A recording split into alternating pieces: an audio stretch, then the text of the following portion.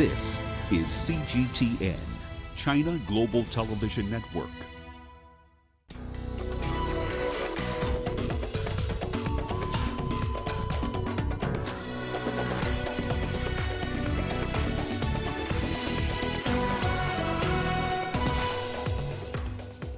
Gunmen abduct 317 schoolgirls in northwest Nigeria.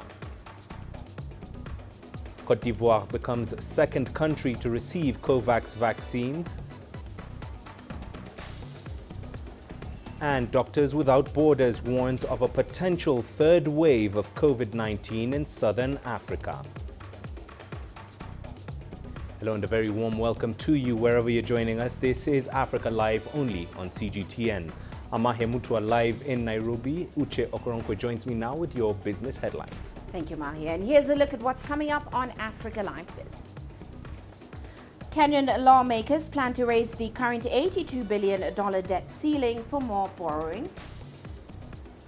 And we bring you the highlights from South Africa's first ever Ocean Economy Summit. Of course, all that coming up within the program. For now, back to you, Mahia.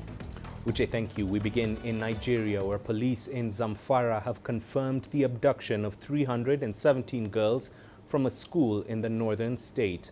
A joint search and rescue mission with the military has been mounted, according to a statement by police.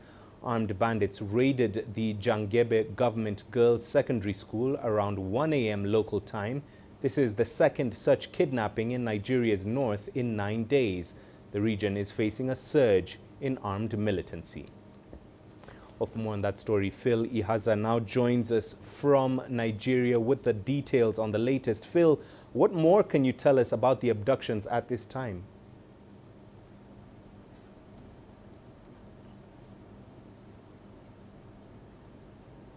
Well, for now, there's no news about the exact location or coordinates of where these students are or their abductors, but we know that there's a rescue operation ongoing to find and recover these missing students, especially because at the moment there's a huge presence of security operatives from the police, the Navy, Army, Air Force, and even the Civil Defense Corps, all sister agencies combing the forest in that area where they believe that these abductors would have taken the girls to. Of course, also banking on information from locals who say they witnessed the incident. So for now, we're not clear exactly where they are, but the police have assured parents, have assured the citizens that they will get these girls back safely and soon. But when that will occur, we'll have to actually keep monitoring the details from the government. And Phil, what has been the reaction among local residents? Has there been any word from the family members at this time?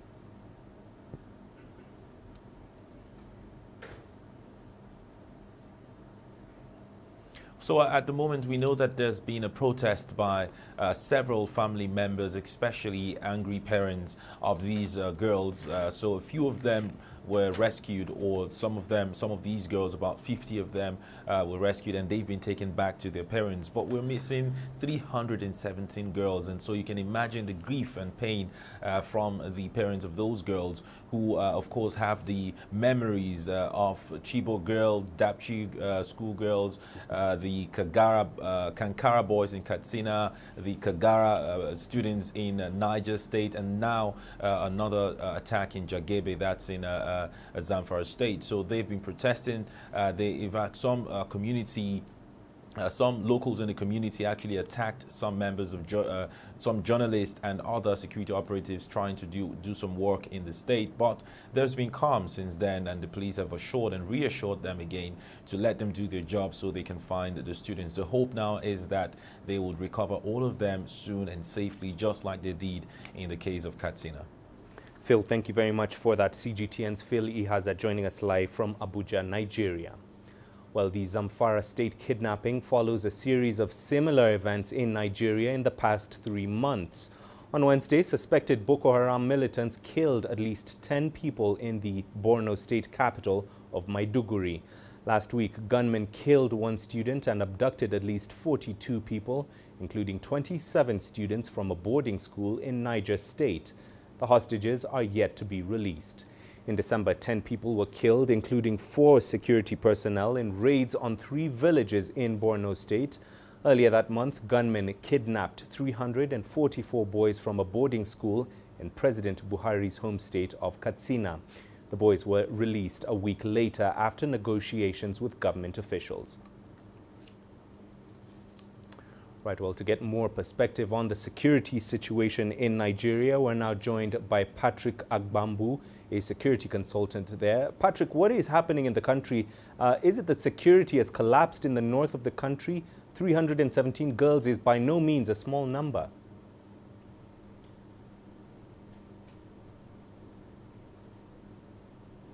Yeah, thank you.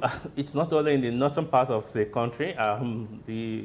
The whole region in Nigeria seems to be under siege of gunmen, various different types of gunmen. You have armed men attacking and killing police personnel in the southern parts, and you have the allegation of the Fulani bandits, headsmen attacking in the southwestern part of Nigeria. Then you have the Boko Haram and ISWAP causing their own in the northeastern part of Nigeria. Then you have these bandits who are adopting children in the northwestern part of Nigeria. So it's actually a very troubling period for Nigeria.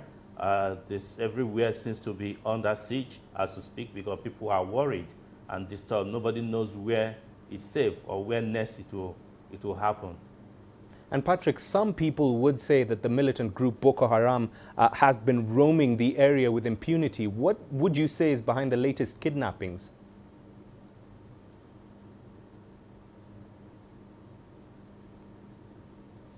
Yeah, for Boko Haram incursion in the north, in the area of Borno State and Yobe State, where they come out to disturb, it's a very troubling time with the incident that happened where mortars were fired into crowded areas where people are living, and resulting to 10 dead and others injured. So it's people are worried because for a very long time, Borno capital, which is Maiduguri, seems to be safe, and people were moving about their lawful activities. But with this recent attack, people are worried that it seems these Boko Haram terrorists are trying to come into the city. So people are actually worried, and it's a troubling situation right now.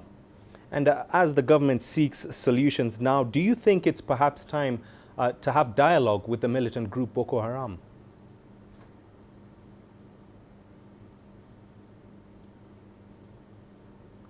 I don't support dialogue. Actually, the situation in the northeast where Boko Haram is causing their mayhem is different from the one in the north central and northwest where bandits are adopting children.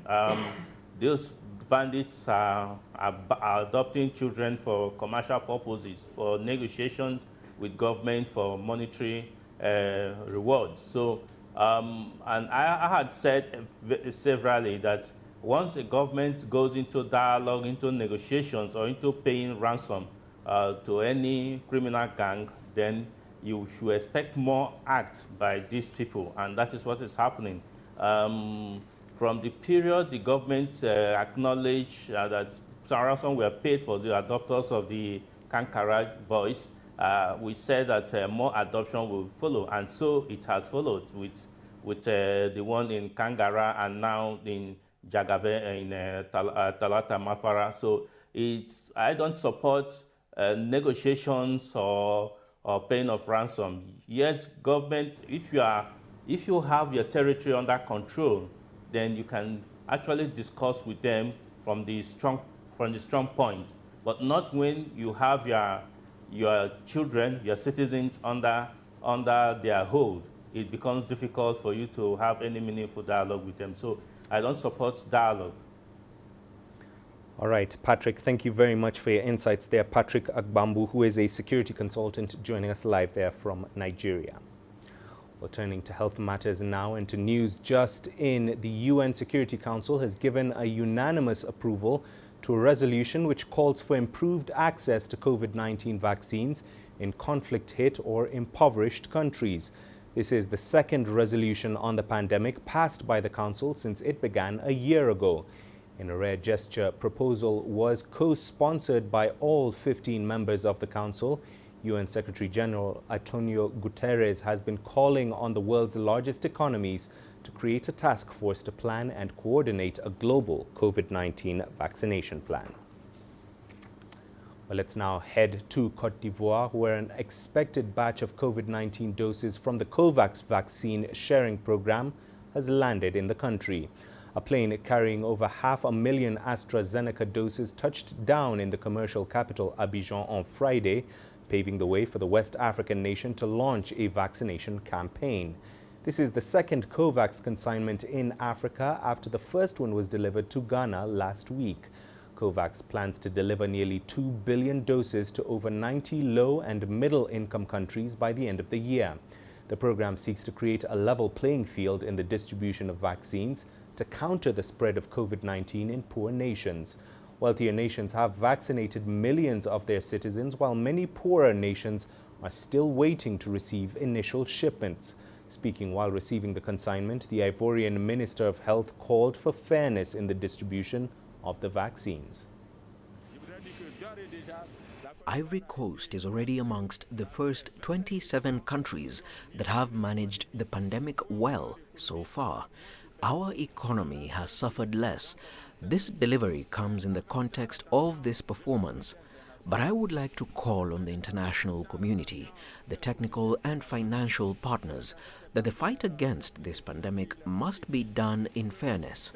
Equality in the fight enables our countries to get the right to the vaccines, just like the great nations. So we are for the equity in the management of the pandemic.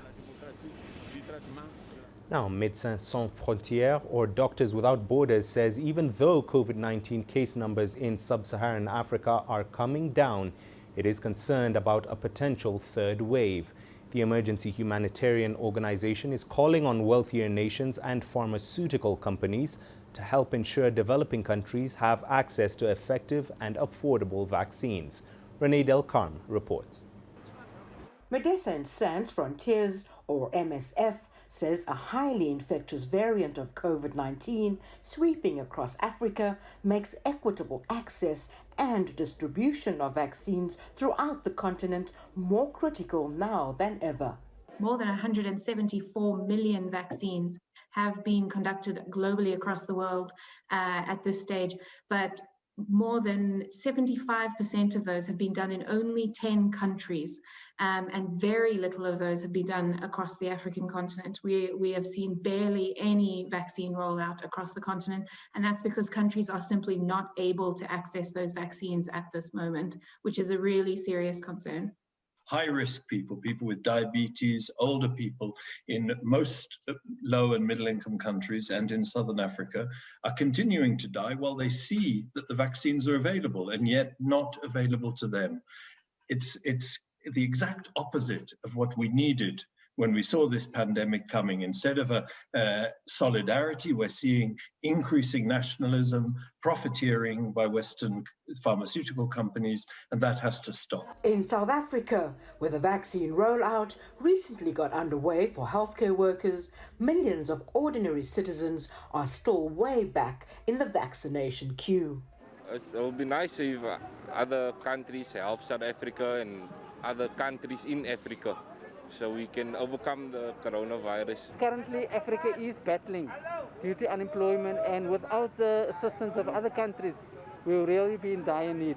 It's no longer okay to allow these pre-existing inequities that have always existed across the world to continue in the form of vaccine inequity. And in fact, we call it vaccine segregation in a lot of ways, because that's where we are now. Poorer countries are not able to access it, but a travel ban will not stop future pandemics of vaccine-resistant COVID. People didn't predict the second wave would be as bad as it was, and we cannot afford to make the same mistake with a third wave, which inevitably will come at some point. We don't know when, we don't know how big it will be, but we do know without vaccines that is going to kill many, many more people. And as they call for as many people in Africa to be vaccinated as soon as possible, Doctors Without Borders and health experts in South Africa agree that nobody across the globe is safe until everybody is safe. Renat Al-Kham, CGTN, Cape Town, South Africa. You're watching Africa Live on CGTN, still to come on the program. More reaction from Africa as China celebrates achievements in eradicating extreme poverty. And Ngozi Okonjo-Iweala's appointment as the head of the WTO inspires women in Nigeria to break gender barriers.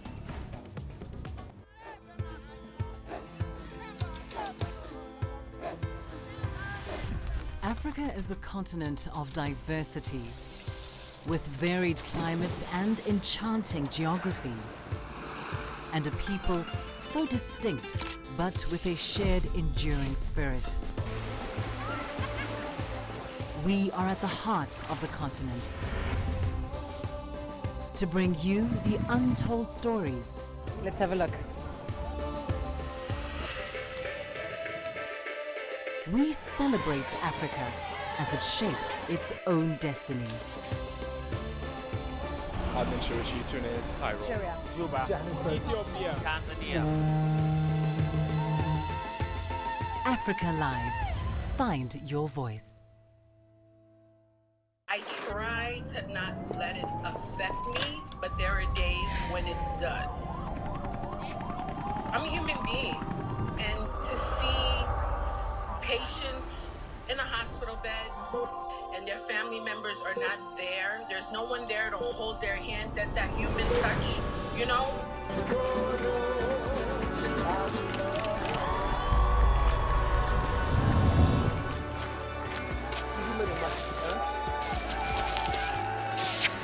I just hope everyone can remember that the situation is not permanent and that everything will get better eventually.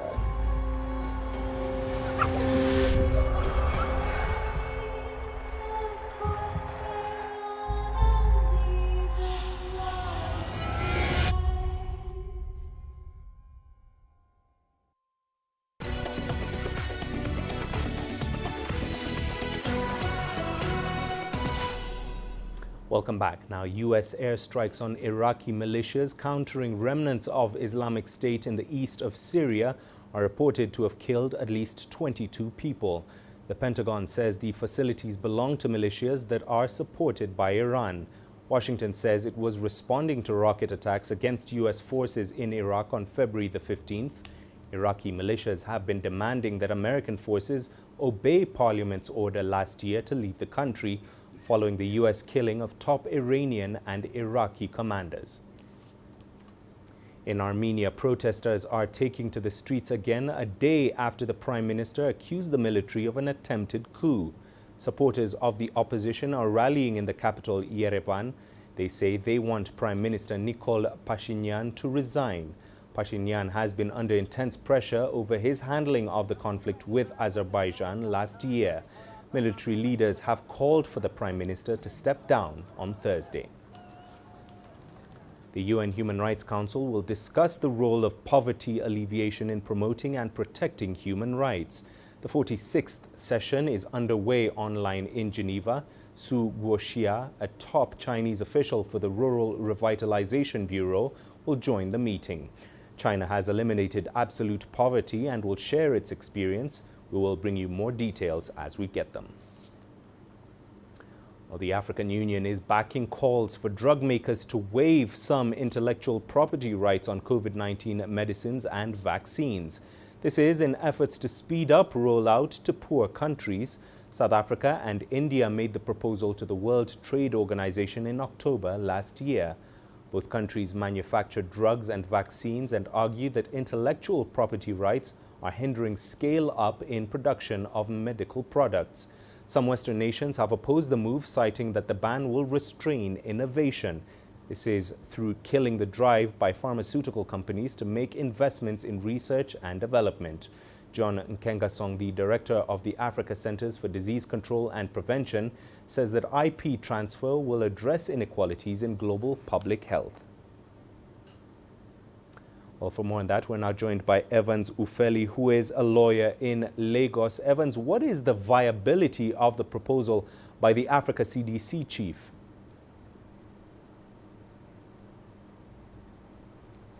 Well, it remains a proposal. It is a proposal that is coming from a strong moral conviction. But the legalistic angle to it is that intellectual property rights requires protection. In as much as people are dying and then there is a need to scale up the process so that the vaccine can go around the world to allow for local production and distribution of the vaccine, that argument is valid. The proposal is valid.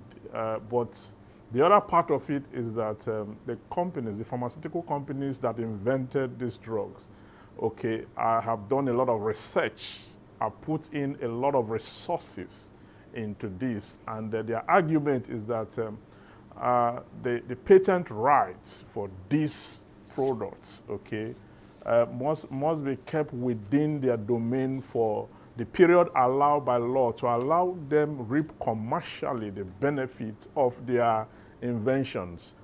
So it's a question of morality and law at the same time staring us at the face. One of the arguments that was posited by some of the pharmaceutical companies are that if you allow for the intellectual property rights to be taken off, to allow for local production, they will not be able to recover or benefit from their invention. So my argument rather is that instead of taking off the intellectual property right, which is a legal norm, I would rather propose that we have maybe reduce the costs of purchasing the vaccine to allow it spread through the African part, or bring in middlemen who could make it to go around the scene instead of tinkering or taking off the intellectual property right. Because if we do that just because we are in the face of emergency and we want to save lives, we are going to get to a point where people will begin to infringe on these rights in ways that we may not be able to curtail in future. So I think the laws or the intellectual property law should remain, but at the same time, let us have a strategy. Perhaps African countries should push for a strategy that will make this available to all and sundry at a low cost. That, for me, would be a valid argument. But as for... And Evans, let me just jump in here and ask you, looking at this proposal then, Evans, has there been any precedents before, and what has been the impact of that?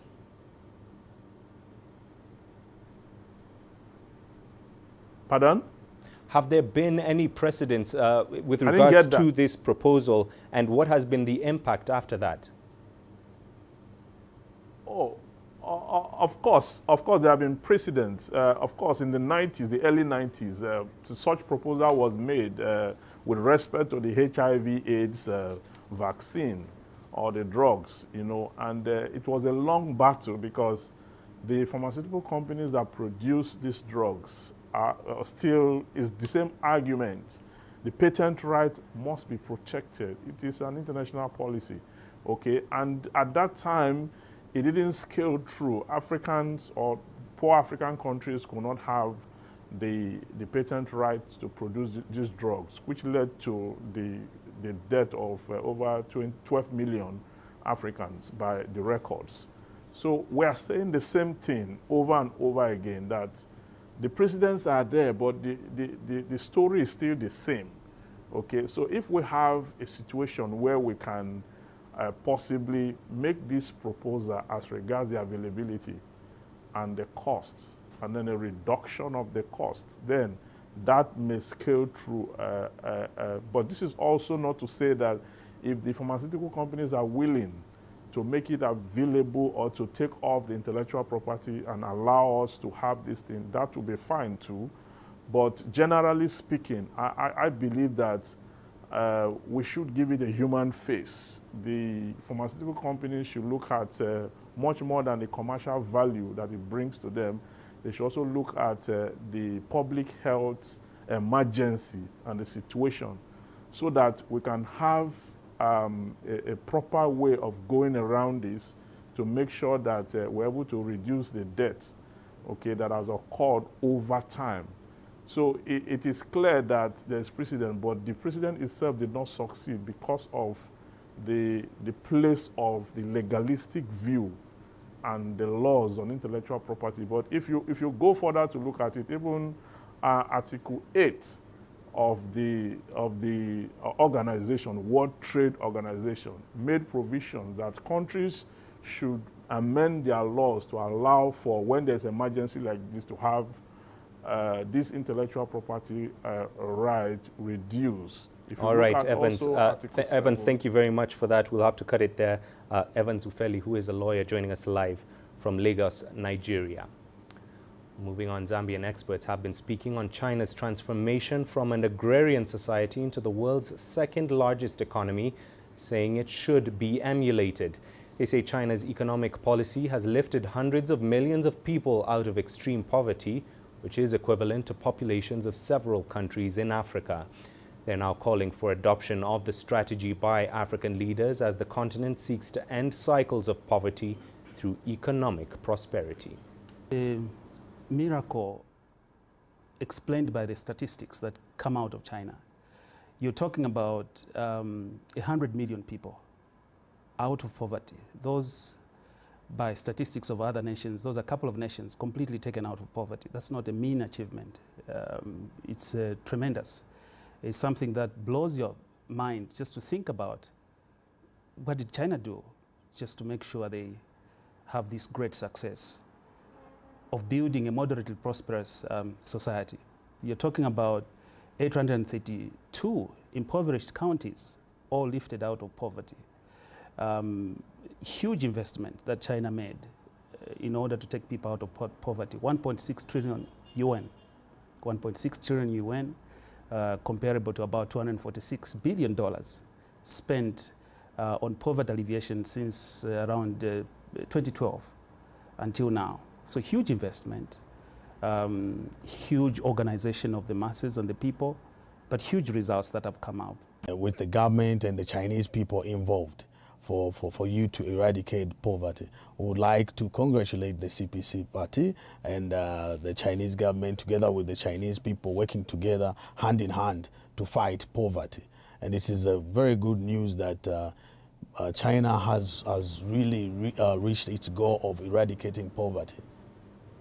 Now, the announcement of Nigerian-born Ngozi Okonjo-Iweala as the head of the World Trade Organization has led to widespread celebrations, especially among Nigerian women. For a nation tackling gender stereotypes and inequality, many see Iweala's appointment as an inspiration for other women breaking gender barriers. CGTN's Kelechi Emekalam brings us the story of one of them, an automobile mechanic. 48-year-old Priscilla Ndika is an automobile mechanic in a suburb in Nigeria's capital, Abuja. Growing up, Priscilla wanted to become an aeronautic engineer, but she found herself in automobile repairs and has been making her mark in the industry for nearly 3 decades.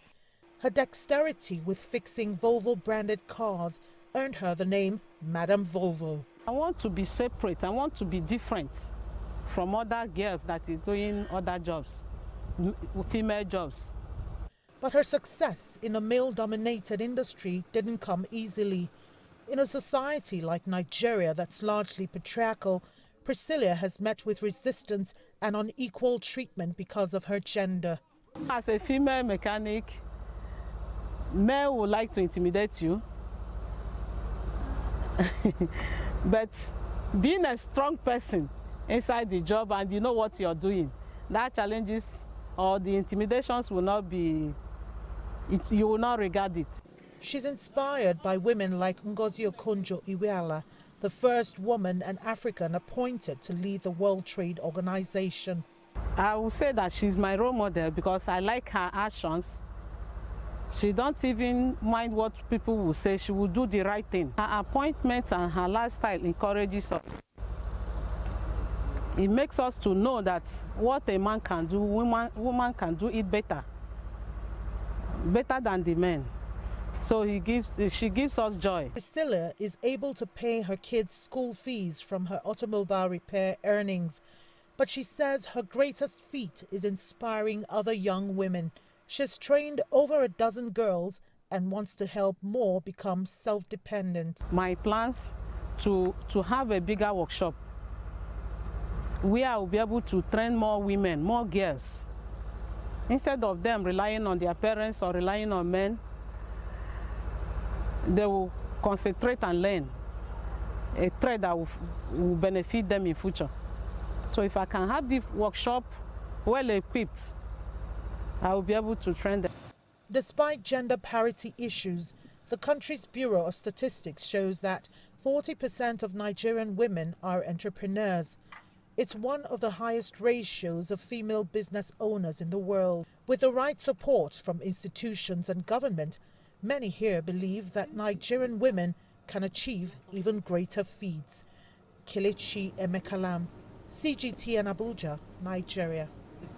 Well, it's just about time for the business news. Uche is back with the latest. Thank you, Mahia. And coming up on Africa Live Biz. Kenyan lawmakers plan to raise the current $82 billion debt ceiling for more borrowing. And we bring you the highlights from South Africa's first ever Ocean Economy Summit.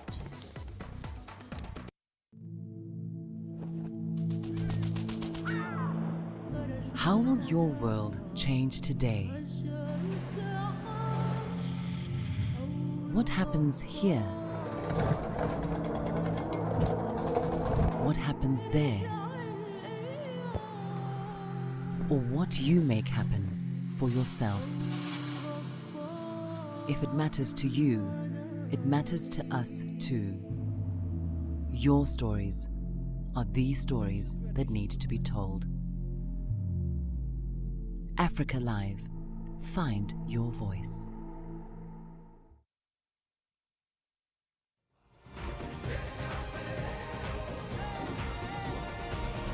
Africa Live. Find your voice.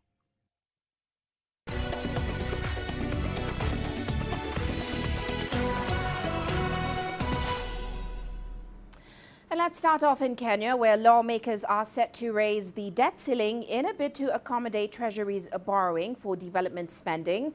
The current debt ceiling is set at $82 billion. Now, the ceiling was last raised from $54.6 billion in 2019, in part because of growing borrowing due to gaping budget deficits and investments in infrastructure projects. Now, Treasury has forecast public debt to hit $69.2 billion by the end of the current financial year in June, and that is up from $60.9 billion a year earlier.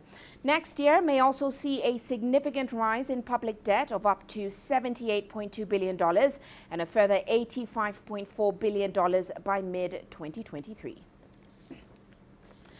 And heading to South Africa now, the country has been hosting its first ever Ocean Economy Summit amid plans to diversify its economy and create employment opportunities. Now, over the next 4 years, authorities expect the ocean's economy to bring in about $261 million from governments and a further $4.5 billion from the private sector. Here's CGTN's Yolisa Njamela with more. South Africa is targeting the ocean's economy to grow and transform the country's economy, to create jobs and also attract investment. The country has an initiative called Operation Phakisa, which means Operation Hurry in Sesotho language. Operation Phakisa focuses on unlocking and capitalizing on the economic potential of South Africa's oceans. The project aims to fast-track improvements to create jobs and bolster the country's economy, also ensuring that it is a stronger competitor in the maritime industry. The ocean's economy presents us with a potentially significant opportunity to unlock latent potential in our vast ocean and coastal heritage and assets, and bringing its benefits to bear to the majority of our citizens, especially the youth, the poor, and the working class. Clearly, in the light of the recent recession and contraction in the global economy as a result of COVID-19, we will need to work extra time and do some more in order to be able to realize this huge potential from our ocean economy. The Higher Education and Training Minister was speaking at the inaugural Ocean Economy Skills Summit 2021. The summit, amongst other things, is exploring the economics of the maritime industry and opportunities that exist to alleviate poverty through job creation and enterprise development. South Africa is a sailing nation and boat building nation.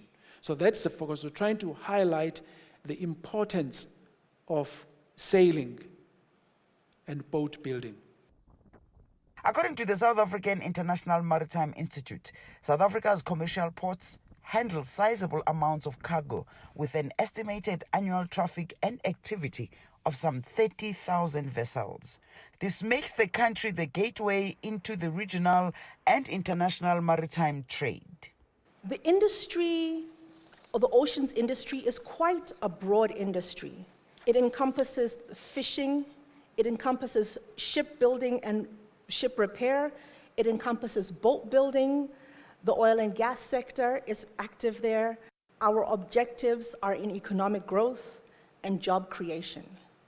As industry players, we are in there to deliver services, to deliver products that somebody is willing to pay for at a price that is greater than what we have to put in to deliver them. The summit is expected to end with concrete directives as to how to practically maximize the benefits of the maritime industry. Yolisa Njambela for CGTN in Johannesburg, South Africa. Meanwhile, Ghana's government says it will roll out $8.7 million to entrepreneurs in the tourism sector. It is part of the post-COVID-19 economic recovery program. Now, the minister-designate for tourism, arts and culture says the tourism sector has lost a significant amount of investments amid the COVID-19 pandemic. The department now plans to institute measures to ensure the sector gets back on track. Of course, Ghana is estimated to have incurred losses to the tune of $1.1 billion due to restrictions on travel and tourism activities. And heading to Nigeria, where the governor of the central bank has defended the recent restrictions on cryptocurrency in the country. Godwin Emefiele told a committee of the Nigerian Senate that the decision was taken to protect Nigerians on the grounds that cryptocurrency transactions are not transparent and cannot be traced. Now, the ban by the central bank has sparked public debate, with some fearing it might derail the country's diversification drive. Here's CGTN's Deji Batmus reporting. We know that cryptos or bitcoins... It's the first time the central bank governor himself would be speaking on the restrictions imposed by the bank on the use of cryptocurrency in Nigeria. Senators have summoned him and heads of other agencies to shed more light on the crypto ban. Since many Nigerians delved into its usage, we have been studying its development and paying close attention to occurrences in that space. Now, we know enough at this stage to decide that a continuation of these opaque activities significantly threaten the safety and soundness of our financial system. If those who trade in virtual assets do not wish to be known, and as many as we are in this room, we can sit down and create our own currencies and invite other people to trade in them and expect a regulator to protect us, then we are not being realistic, because the regulator cannot control anything. We are neither registered with the regulator, nor can the regulator set boundaries for us, and this is what cryptocurrencies are. But proponents of cryptocurrencies say the restrictions are a bad idea. They say it's a major setback for the country's national digital economy policy and strategy. I will advise the government to have a rethink. Rather than banning or stopping it, transaction through the banks, they should find a way to close the gaps. If they found a loophole, ensure those loopholes are closed so that Nigerians can still find a way of doing their business. Nigeria is the second largest Bitcoin market in the world. Between 2015 and 2020, cryptocurrency holders in the country traded over 60,000 bitcoins valued at $566 million. Proponents of the virtual currency say the ban could be a serious loss to the Nigerian financial system, but the authorities are not swayed. Sometimes we wonder, from data available, that Nigeria comes second in the world. And most of us are applauding the fact that Nigeria comes second in the world in the use of a tool that is used to facilitate scam and 419.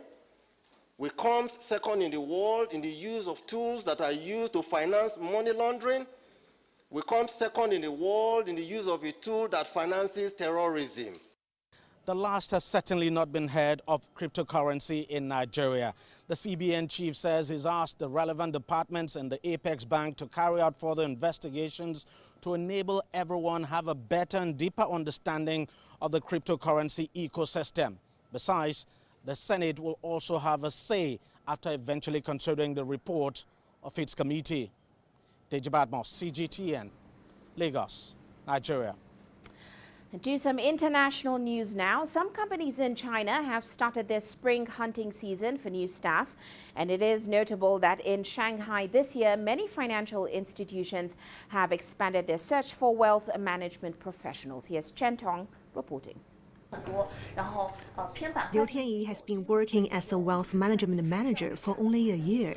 She majored in journalism in college, so getting used to work at a bank presented many challenges, especially when most of her clients were putting at least 5 million yuan of their money into her hands to manage. She needed to learn a lot about finance and learn it in a hurry. I needed to have very comprehensive knowledge of things, because asset management is far more than just stocks and funds. It includes many other products as well. I've been getting regular training every week on marketing, wealth management, and sales techniques. The bank Liu works for, the Development Bank of Singapore, is looking to enroll 30 more young professionals in Shanghai this spring, targeting fresh college graduates with less than 1 year of working experience.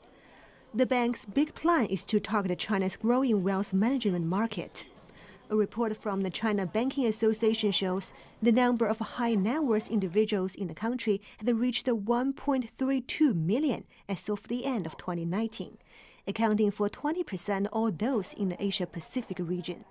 Each of them has at least 10 million yuan in hand, and they need professionals to help them manage their money. The demand for wealth management professionals is huge. We are in urgent need of wealth management managers and people who know about digitalization.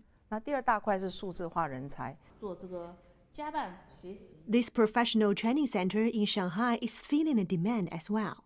It's planning new classes to offer lessons on personal wealth management, insurance, taxation, and legal regulation. The school's dean says high net worth individuals have sophisticated asset management demands, so there's an urgent need for professionals to serve them. Shanghai is building itself into an international finance center, so professionals are definitely needed. What's more, wealth management is a very broad topic. How best to allocate assets for individuals and companies requires professionals with very comprehensive knowledge. Our country has no specific training for that, so the gap is huge. The Shanghai government says the number of professionals working in the city's finance industry has reached more than 470,000, double the figure of a decade ago. In the last year alone, China's commercial banks between them set up 6 new wealth management firms. And as China's economy grows, the demand for the money managers is expected to do nothing but grow with it. Chen Tong, ICS for CGTN, Shanghai. And in the United States, some positive economic numbers after its fourth quarter growth figures were revised higher and weekly jobless claims dropped. But as Owen Fairclough now explains, the optimism is partly driven by the prospects of another enormous stimulus package, one that might be scaled back. It's a mere 1/10 of a percentage point higher, but for some, revised US economic growth of 4.1 instead of 4% for the last quarter speaks volumes. That revised figure was released at the same time as new data showing the lowest weekly unemployment claims for 3 months. Overall unemployment is 6.3%, almost double the rate a year ago, but a steep drop from nearly 15% last April when the pandemic first swept the US.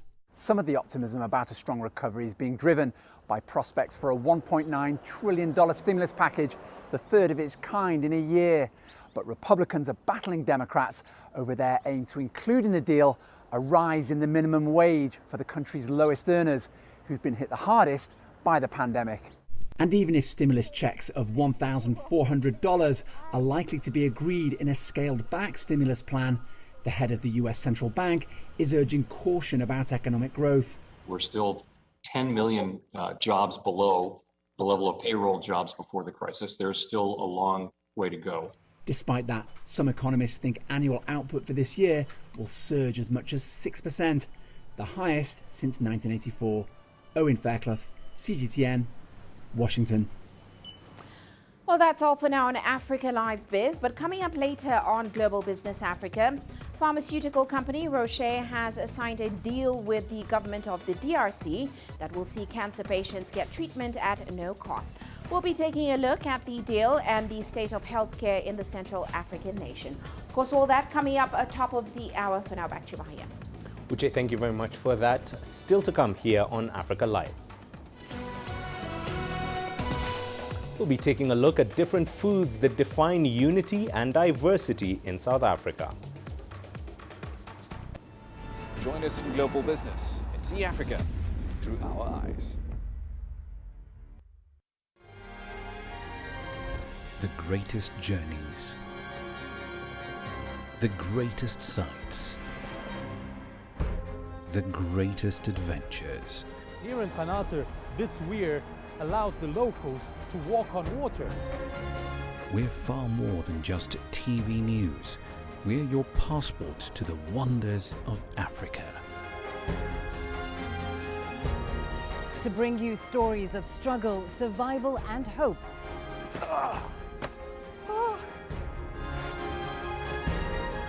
So let's explore.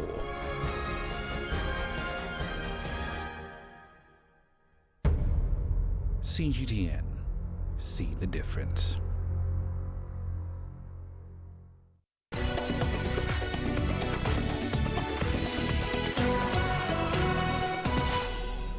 Welcome back. Let's take you to South Africa. The country is a melting pot of cultures and traditions with 11 official languages and a myriad of rituals and customs.